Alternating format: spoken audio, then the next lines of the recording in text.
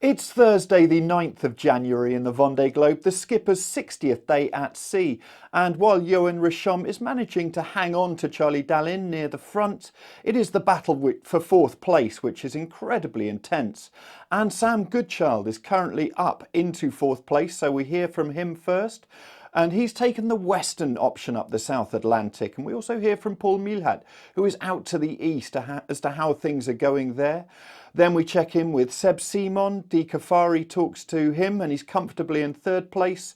And then we hear from Bellion, who's had a bit of a tough time on the approach to Cape Horn. We then take a look at the tracker, the leaderboard and PredictWind options for Dalin, who looks like he will finish on Tuesday.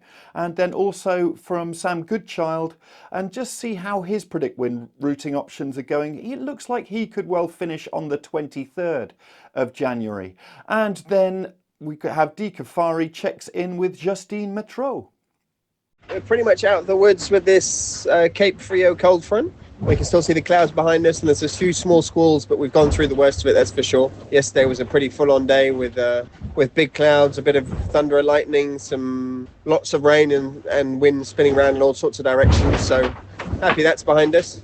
We're not fully into trade winds yet, but we're definitely on the good side of things, so happy with that. I guess the excitement of today is being within sight of Charal. I can see them about 4 miles ahead. I've had a little bit of a chat with Jeremy on the radio. Yeah, it's nice to be in good company. I don't know if Jeremy doesn't like sailing by himself, but he always finds himself in a duo of some sort, doesn't he? Yeah, we're just coming up to Isla Trinidad. That's a Trinidad island off the Brazilian coast, and we're going to be tacking probably overnight or tomorrow morning and start heading north, and from there we'll start looking at our passage through the doldrums. And yeah, we spent last 2 days in fairly gnarly conditions, so it's nice to have a little bit of peace and quiet now. We're in 10 to 15 knots upwind and it's slamming a bit less than it was this morning, so yeah, good to get a bit of rest, and yeah, tonight hopefully get a bit more sleep than we've done the last 2 nights with such fast changing conditions. Yeah, that's about all the news we have here. Some of the routings are going all the way to the finish now, so that's encouraging. It's 15 days away. And yeah, all good on board Vulnerable. I am on the east option with Nicolas Linven. We are far away from Cabo Frio, and our followers, but not really followers, because now on the rankings that are in front of us are on the shore. They took a different option, and it's really interesting because I think I don't know if they're gonna win or if they're gonna lose. On the routing, it means that they will be just a little bit in front of us, but I'm not so stressed because the race is still long, and if we are not far away behind, it's good, because I think it's a lot of tricky point and a lot of game to reach Les Sables d'Olonne. So that was for the forecast, and my boat is in good shape. I have many little issues, but not big ones. So I can use my boat close to the 100% of potential. Now we are upwind, VMG, in a medium wind. It will be dropping slowly because we are contourning, rounding the high pressure of St. Helene. And so it means that we're gonna tack a few times probably to have the good angle to reach equator. Seb, hello, how are you? Fine, thanks. And you're through the doldrums. Were they really bad or were they okay? No, it was a nice doldrum. So I had only 2 hours with no wind, but it was a nice doldrum because I was pretty wet at 33 degrees wet, so it was a nice doldrum. Excellent news, and I don't want to say anything about your position, Seb, but now is it about you enjoying the final miles and doing the best for your boats? Yeah, there is still a long trip, so for the moment I want to stay focused on my position, on my boat, because now I am out of the doldrum, I am in the trade winds. The boat is fast against the waves, The boat is going at 20, sometimes 28 knots against the to stay focused on the boat, and probably I will enjoy the next few days.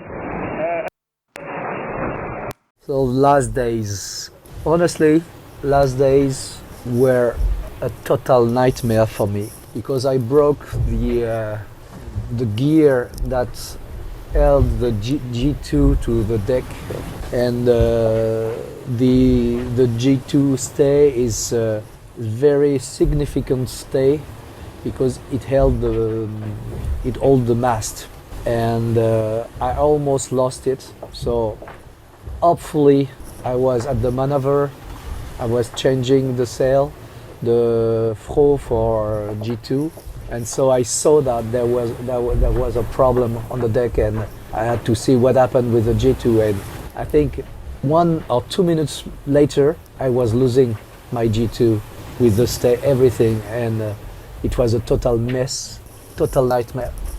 So I do my best to maintain the G2 stay on the deck with ropes, with everything I could say, everything to stop the sail because the sail was unrolling itself. So I had to stop it because if it was unrolling, so it was unrolled, it was with no control.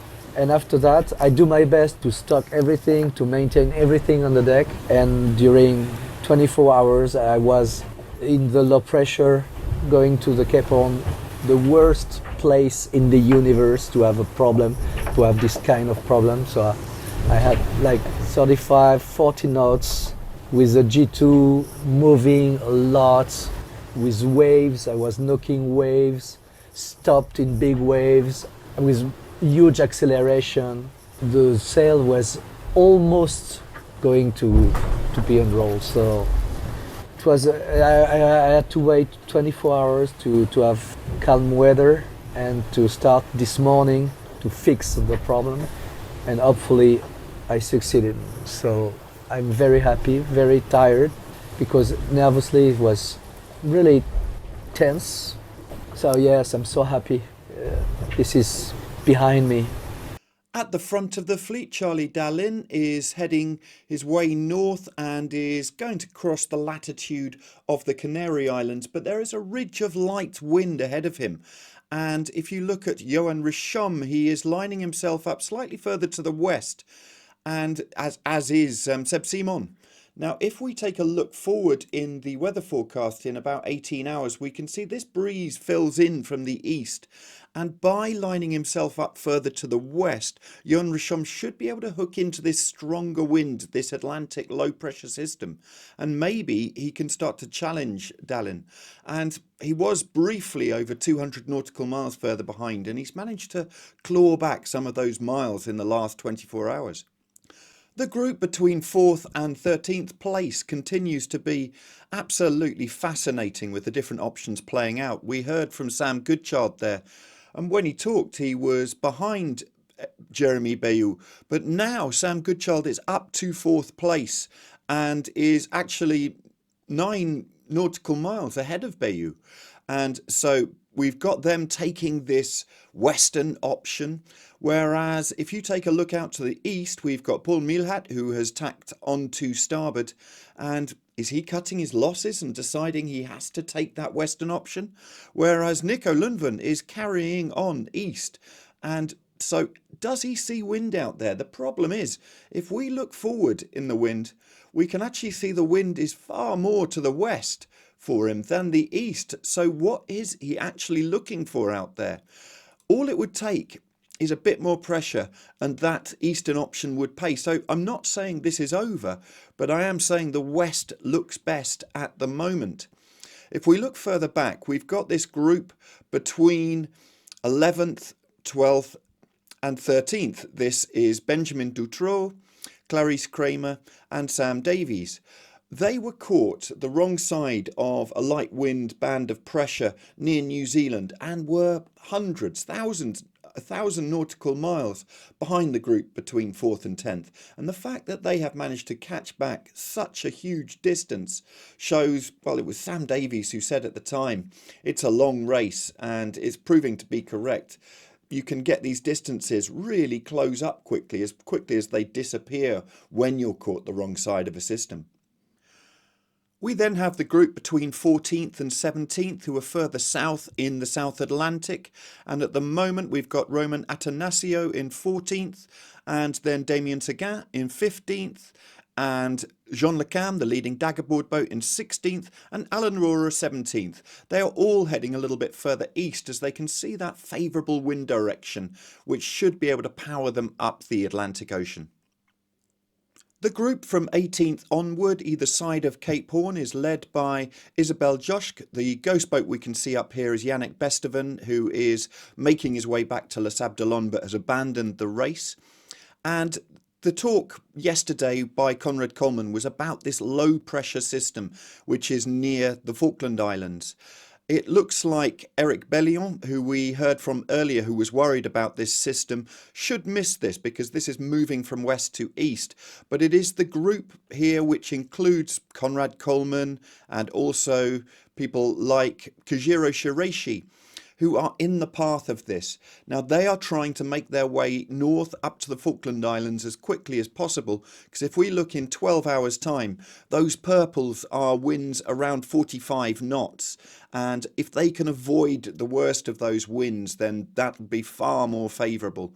And if we also take a look at the wave conditions around there, we're going to have 7-metre seas. And those are the kind of conditions which are boat breaking, so they will all be keen to be out of those. The leaderboard at 0600 hours UTC shows us that Yoann Richomme has actually averaged over 2 knots faster than Charlie Dalin over the last 24 hours. And look at Seb Simon, averaging nearly 21 knots for the last 24 hours, so really going well there. It's this group from 4th to 10th which has provided so much interest over the last few days, and we can see there Sam Goodchild is up to 4th place, and he's in a previous generation boat, so that is a really superb performance by him, and he's proving to be such a good offshore sailor. And we can see Boris Herman, despite his problems with his electrical systems after being hit by lightning, averaging very well, over 10 knots when the others are down at 8.5 knots. And Justine Mettraux in 10th place, averaging over 10 knots as well. And then we look at that group from 11th to 13th, and we can see Benjamin Dutroux, who went a little bit further to the east, is only averaging just under 6 knots. Both Clarice Kramer and Sam Davies around 10 knots, so they are gaining the distance back as well.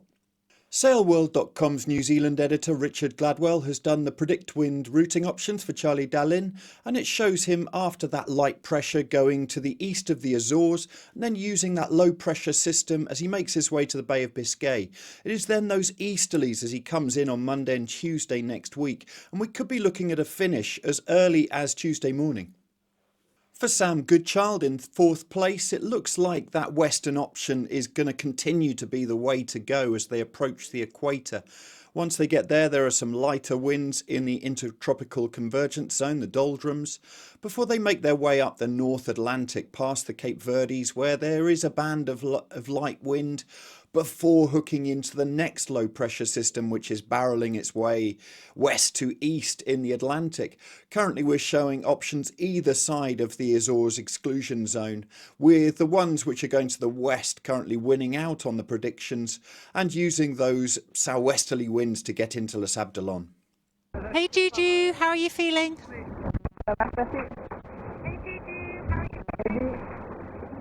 Yes, I'm good.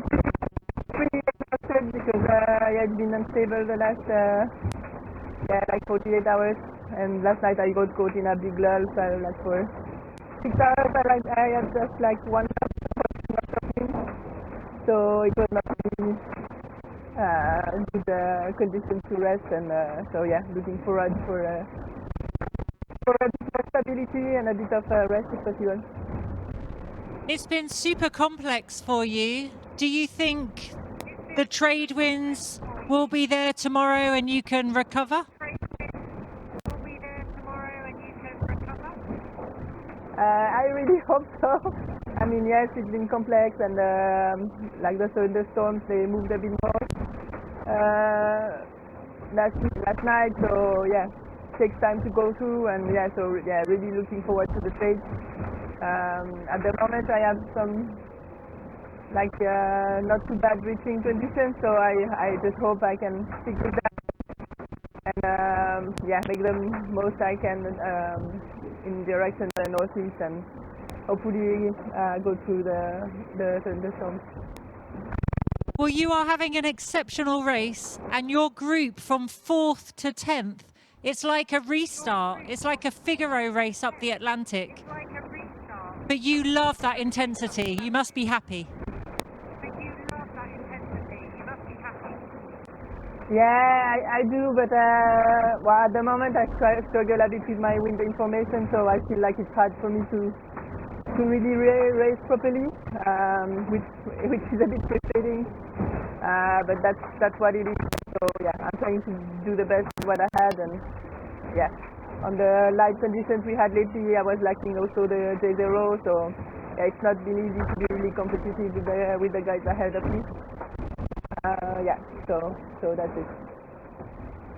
But Juju, I have absolute confidence in you, and everything crossed for a great rest of the race. Keep sailing fast and safe, and thank you for your time today. Yeah, thanks to you.